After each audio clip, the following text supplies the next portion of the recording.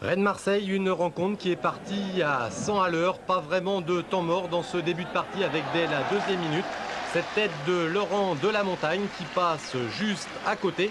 On avance simplement d'une petite minute sur le renvoi de Yvon Leroux. Le ballon va revenir très vite devant la surface de Marseille. Une de Van den Bogart, Turban. Et Turban qui tire à côté du but de Gaëtan Huard.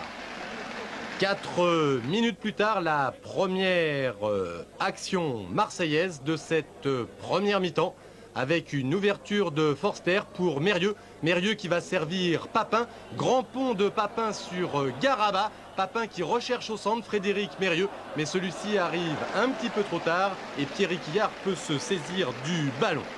Un match qui, je vous le disais, est allé à 100 à l'heure, surtout dans la première demi-heure avec tout de suite à la 13e minute une longue ouverture de Yannick Guillochon pour Le Disais qui centre et reprise de Van den Bogart que Gaëtan Huard dégage en corner. Ça chauffe pour les Marseillais, les Rennais qui sont bien près de marquer un but, qui sont aussi bien près de se faire contrer ici par Eric Dimeco. Papin part tout seul, mais il est hors jeu.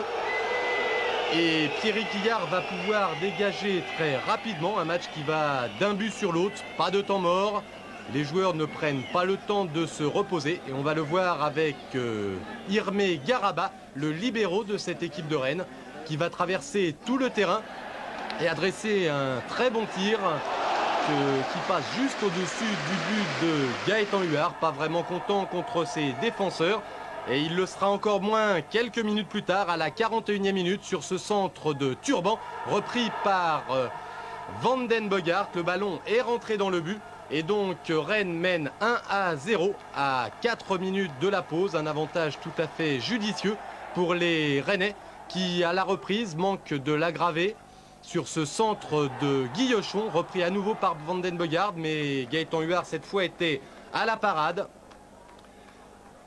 Rennes aura encore une ou deux occasions avec Patrick Delamontagne ici qui tire de très peu à côté. Et l'on arrive à la 73e minute. Le ballon est toujours rennais, mais pas pour longtemps. Frédéric Mérieux va ouvrir sur Jean-Pierre Papin qui part tout seul à la limite du hors-jeu. Il évite Pierrick Hillard et inscrit le premier but marseillais, le but de l'égalisation. Un but partout. Les Marseillais qui l'avaient emporté 5-1 à l'aller et qui vont là marquer un deuxième but par Klossalov, toujours sur une passe de Mérieux. 2-1, l'affaire est entendue, mais Rennes va tout de même sauver l'honneur en arrachant un match nul à 7 minutes de la fin sur cette très belle action talonnade de Van den Bogart pour Laurent Delamontagne qui égalise 2-2. Mais bien sûr, c'est Marseille qui est qualifié sur l'ensemble des deux matchs. Marseille qui continue sa route vers un possible doublé.